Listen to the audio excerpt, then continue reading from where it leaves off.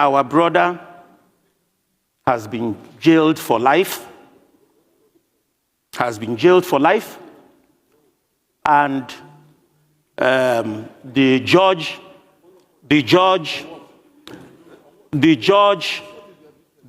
who jailed him saw before him what you are distracting me.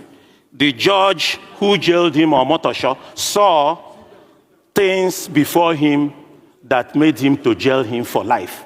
Good enough. But Mr. President has the greatest opportunity now. I'm not a lawyer, but I'm a lawmaker. I'm not a lawmaker. I'm not a judge. I'm a lawmaker. What I am saying today, that Mr. President Leader, please. Mr. President today has the greatest opportunity as a very courageous person, that today I know that point of order. The counsels to Mazi Kalu Nwankwo has not gone for appeal. We are not appealing today. We are demanding today that within the ambits of law of these 60, 90 days, he has not gone point to of court. Order. For Mr. President to give him a pardon and release Nnamdi Kanu to us. His name is Honorable Judge Ozodinobi. I represent the good people of Unjikoka and Ochadunukofia Federal Constituency. I'm from Anambra State. Mine is a short one. I want to speak to the sovereignty of this country, of which we have gradually lost.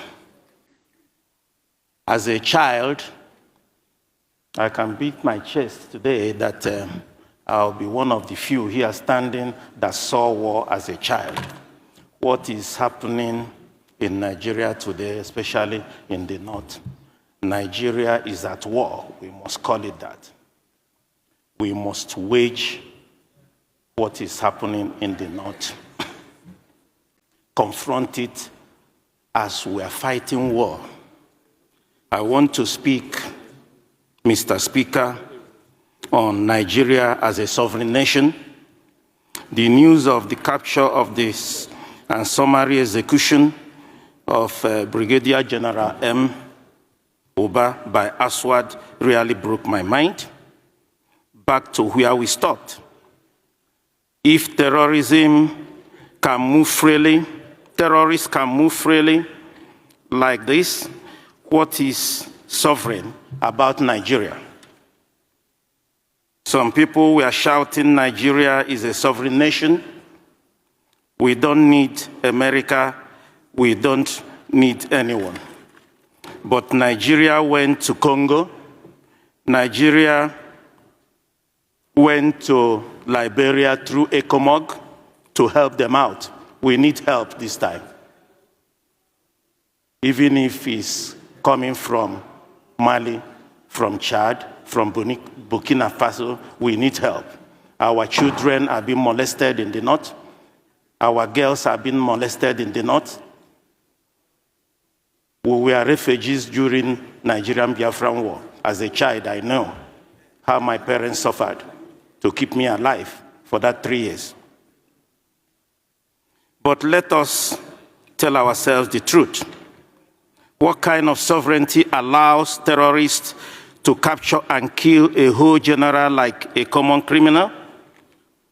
Because if terrorists can cross our borders at will, enter our villages at will, ambush military convoys at will, take entire towns at will, and now capture a brigadier general, then what exactly are we protecting with this so-called sovereignty? Is this sovereignty when terrorists are the ones controlling forests, highways, and communities? Is this sovereignty when commanders are killed and everyone stays silent, and our children out of school? We opposed the US when they wanted to help Nigeria destroy terrorists. We shouted, "Don't interfere, don't touch our sovereignty." But what is left is to protect when terrorists already operate like a government inside a government, a country that cannot secure its land is not sovereign, it is vulnerable. This is a personal opinion. A country where terrorists can humiliate military is not sovereign. It is under siege. A country that refuses international help while soldiers die is not sovereign. It is stubborn to its own destruction. If a general can fall like this, then all of us are naked. This is not time for pride. Take entire towns at will and now capture a brigadier general. Then what exactly are we protecting with this so-called sovereignty? This is not a time for pride. This is not a time for ego. This is time to ask, what is sovereignty? What if it cannot save a single life of a Nigerian? Truly, a country of particular concern. As an opposition, I'm standing here to say that, Mr. President, I've observed over time since 99, he's a very courageous person. That's why in 99 in Lagos, I voted for him to be a governor. And I also saw his courage when, a minute after being sworn in, he removed the oil subsidy. Though timing was wrong, I saw his courage when he brought off 4 tax bill here, we passed. We saw his courage. And also I want to encourage him to extend that his courage. Today, our brother has been jailed for life, and the judge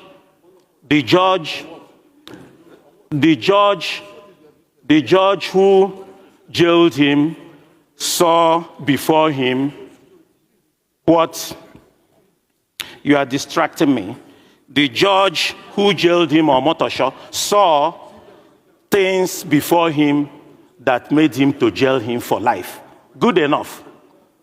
But Mr. President has the greatest opportunity now. I'm not a lawyer, but I'm a lawmaker. I'm not a lawmaker. I'm not a judge. I'm a lawmaker.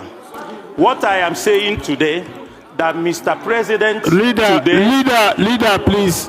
Mr. President today has the greatest opportunity as a very courageous person, that today I know that Point of order. the councils to Mazi Kalu Nwankwo has not gone for appeal. We are not appealing today.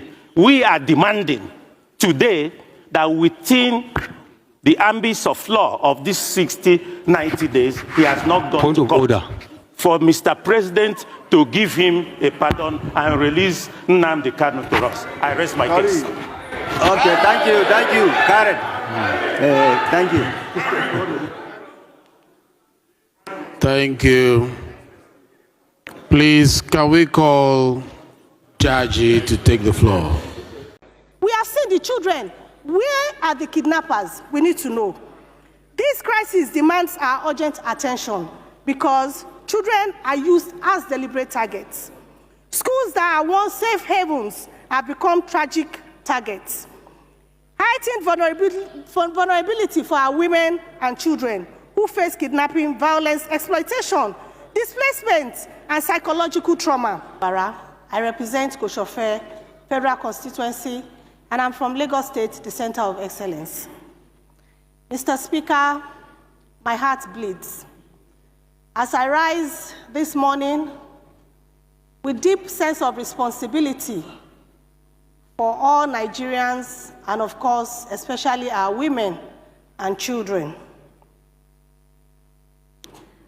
rise not just as a member of this hallowed chamber, but as a mother, a woman, and the chairperson of the House Committee on Women Affairs and Social Development. Yesterday, one of our leaders in his presentation asked, are we going to wait until our children are kidnapped? And I asked myself, the children that were kidnapped are, of course, our children. And we have to see that any Nigerian killed, caused injury, or traumatized is our own because we represent them. The reality we confront today is not a distant episode in our national conversation. It is a deep and bleeding wound in the lives of our children, our families, and our communities. And I term the Papiri and Kamba abductions as a national tragedy. We are facing severe insecurity crises with widespread kidnapping and banditry. Absolute silence, please. When people go into communities to kill them, to traumatize them, this is nothing but terror. Let me be clear, these are not mere security failures. They are breaches of the most fundamental duties of the state, which is the security of lives and properties. And like I've always asked when we have security issues, we need our governors to do more. The president cannot be everywhere. He cannot be in Sokoto, he cannot be in Zamfara, he cannot be in Ogun State. He cannot even be in Lagos State, his own state. We need our governors to do more. And this is the right time for us as a house to legislate on the right legal framework on our state policing. As politicians, we say every politics is local. For me, I may not be a security expert, but I know that every security is local. We need a security situation where our security operatives will be communicado, where Nigerians can call any security operative at any hour of the day, and they are sure to get the right response. And of course, an interactive one at that. When we have that, that is when we have the right policing. In normal climes, you find out that citizens police themselves. When you see something, you say something, you act and you do something. This is the only way we can have the right security network in this country. And I want to commend Mr. President for his empathy as a father and as a leader, his sacrifice in ensuring that the Kebbi girls are brought back. I want to also congratulate the families and the girls that got the escape. But I want to say that the brief relief felt by the families of those that escaped is overshadowed by the agony of those still waiting for a knock on the door, for a phone call, for any sign of hope. We have seen the children. Where are the kidnappers? Nigerians are asking. We have seen the children. Where are the kidnappers? We need to know. This crisis demands our urgent attention because children are used as deliberate targets. Schools that are once safe havens have become tragic targets. Heightened vulnerability for our women and children who face kidnapping, violence, exploitation, displacement, and psychological trauma. Mothers and female educators bear emotional and economic burdens, community disruption, and I must say that this trauma lasts a lifetime sometimes. We have to avoid this. Lifelong psychological harm. Children who escape captivity or witness violence often experience long-time trauma, insomnia, anxiety, nightmare, and withdrawal. I urge this Honorable House to adopt the following gender-sensitive security-focused measures. 1, we should establish a national safe schools protection framework, mandatory deployment of security teams to high-risk boarding schools, and also reinforce dormitories, night surveillance, panic alert systems, invest in early warning infrastructure, cameras, sensors, and secure communication links with law enforcement agencies. We should launch a national recovery and reintegration program, a dedicated federal rescue and rehabilitation fund for abducted and recovered children and staff. Access to medical care. We are faced with our soldiers at the front line having issues of medical care. They are not getting the right medical attention in time. This is an emergency that we must rise up to. We must empower and protect women educators, security and emergency response training for teachers, particularly women in high-risk locations. I want to also salute the courage of our soldiers on the field. Honorable Kafilat, please stand for their up. sacrifice, Round their up, commitment, please. Round for up, laying please. down their lives for this country. A lot of us have our children wanting to be medical doctors, wanting to be lawyers and all that. These are people who have laid down their lives to sacrifice for this country. We must commend them, salute them. Thank you very much. Nigeria appreciates you. And I think Nigeria as a nation needs to do more for these people in terms of their welfare for them and their families. Now we are looking to recruit more people. How many of our graduates wants to go there? Because the incentives are not enough. The welfare mechanism is not enough. We need to do more in this regard. And as representatives of the people, we must remember that Nigeria belongs to all of us. We must put in our very best to ensure that in our own little space, we secure our various communities because we represent Nigeria. Let's continue to put Nigeria first and ensure that Nigeria gets to our desired destination. Thank you, Mr. Speaker. Thank you, respected colleagues.